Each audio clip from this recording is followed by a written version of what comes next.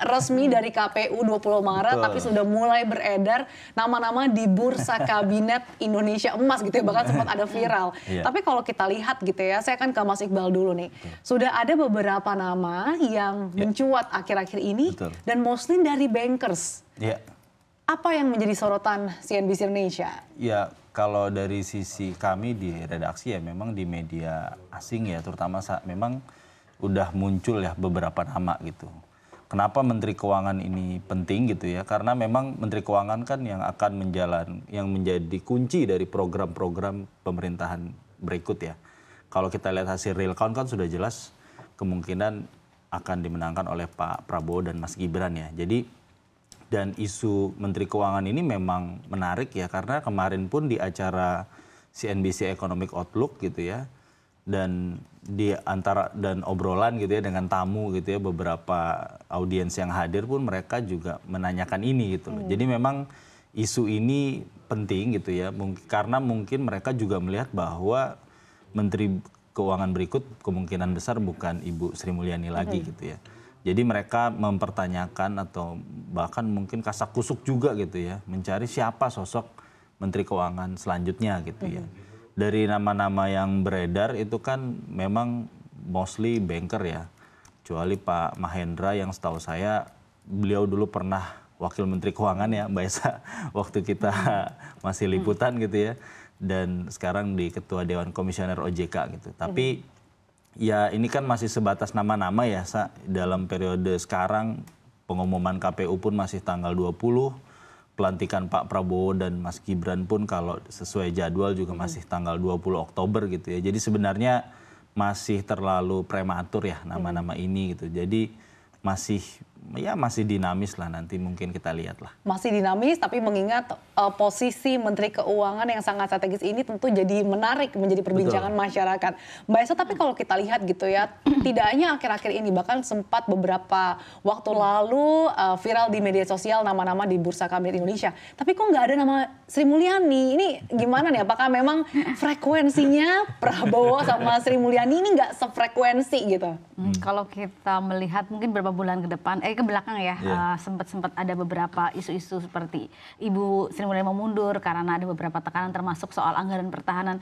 Memang sepertinya dua orang ini bukan kurang ya, mungkin dalam beberapa hal visinya mungkin kurang menyatu gitu ya. Kalau kita lihat Ibu Sri Mulyani kan walaupun sudah pernah di masanya Pak Presiden Susilo Bambang Yudhoyono, pernah juga di era Pak Jokowi dan dengan pengalaman yang begitu banyak, tapi tetap saja kan kalau presiden sama Menlu ini harus sejalan.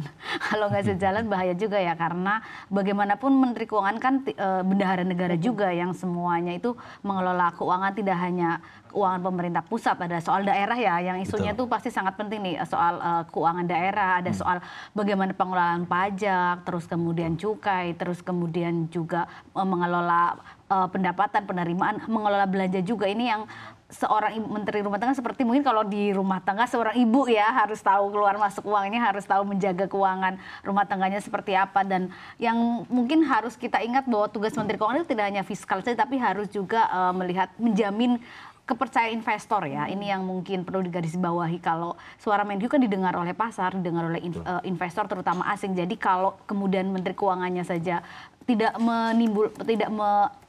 menimbulkan percaya diri ke pasar, itu agak susah ya. Karena bagaimanapun dia harus bertanggung jawab kepada kesehatan fiskal dan juga mungkin yang ada di soal rating juga ya nanti ke depannya juga. Jadi memang Menteri Keuangan itu sangat berat, dan mungkin yang paling penting ketiga adalah yang tadi pertama soal pengelolaan fiskal, kedua soal juga menjamin kepercayaan investor, yang ketiga harus bisa bernegosiasi dengan anggota dewan ya. Karena kita tahu banyak sekali anggaran-anggaran juga yang harus dinegosiasi kepada DPR, kepada banggar, komisi-komisi itu yang harus bisa dilalui oleh seorang Menlu. Kalau Menlu-nya mungkin terlalu saklek atau terlalu mungkin lemah juga ke DPR juga nggak bagus juga ya. Harus bisa bernegosiasi mana sih anggaran yang penting, mana anggarannya bisa di hold, karena yaitu kesehatan fiskal itu pasti adalah hal yang sangat penting. Dari kacamata redaksi, apakah nama Ibu Sri Mulyani ini nggak masuk karena memang ada berbenturan pandangan politik anggaran nih antara Prabowo dan juga Sri Mulyani? Ya, dalam beberapa pemberitaan kan memang sudah terlihat ya, walaupun secara personal kemarin di sidang kabinet pun juga sudah bersalaman gitu ya. Seperti halnya Pak Muldoko dan Mas Ahaye bersalaman gitu ya. Jadi saya sih mengasumsikan bahwa secara personal tidak ada masalah. Tapi mungkin secara kebijakan ada perbedaan pandangan gitu ya. Di satu sisi saya melihat Pak Prabowo sebagai Menteri Pertahanan, tugas beliau kan memperkuat ya alutsista, kesejahteraan prajurit gitu ya. Itu isu-isu yang sebenarnya sangat sentral tapi membutuhkan uang yang begitu besar gitu ya. Sementara di sisi lain ekonomi kita juga butuh support dari APBN gitu ya. Karena Ibu Menkyu selalu bilang peran APBN ya yang sangat penting gitu, apalagi pas pandemi dan setelahnya gitu.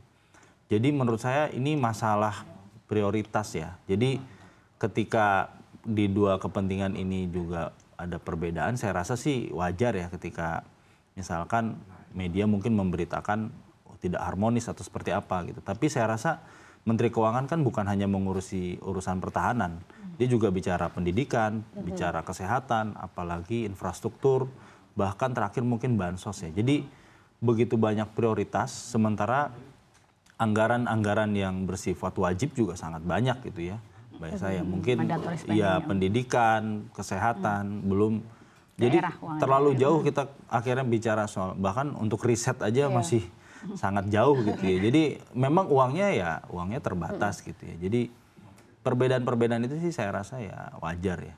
Meskipun perbedaan-perbedaan itu wajar nih Mbak Esa, tapi kalau kita secara rinci gitu ya, ini yang cukup sering menjadi perbincangan juga anggaran di Kemenhan ini cukup jumbo. Sehingga kemudian ini mungkin membuat Bu Sri Mulyani jadi pusing gitu ya. Nah ini sebetulnya seperti apa sih dalam mengatur prioritas-prioritas atau tadi ada juga mandatory spending? Kalau kita lihat sebenarnya APBN itu mepet banget ya saya karena mungkin sekitar 70-an itu sudah ada mandatory spending seperti pendidikan, kemudian aja transfer ke daerah, ada soal dana desa, ada soal kesehatan. Jadi mungkin memang mepet kalau untuk mau menambah anggaran yang produktif seperti infrastruktur dan mungkin yang lain dan bansos juga ya. Dan di sini mungkin karena ada beberapa pandangan seperti Iqbal bilang, Pak Prabowo jelas ingin memperbaharui alutsista kita, ingin pertahanan kita bagus dan mungkin juga ingin mensejahterakan TNI, anggota TNI ya. Tapi kan juga di sisi lain Ibu Menkyu ini kan harus lihat juga nih penerimaannya seberapa besar sih, apalagi kita tahu komoditas juga sudah melandai, ada tekanan di penerimaan juga ya, kita nggak bisa bohong juga, ada kebutuhan belanja yang juga sangat besar.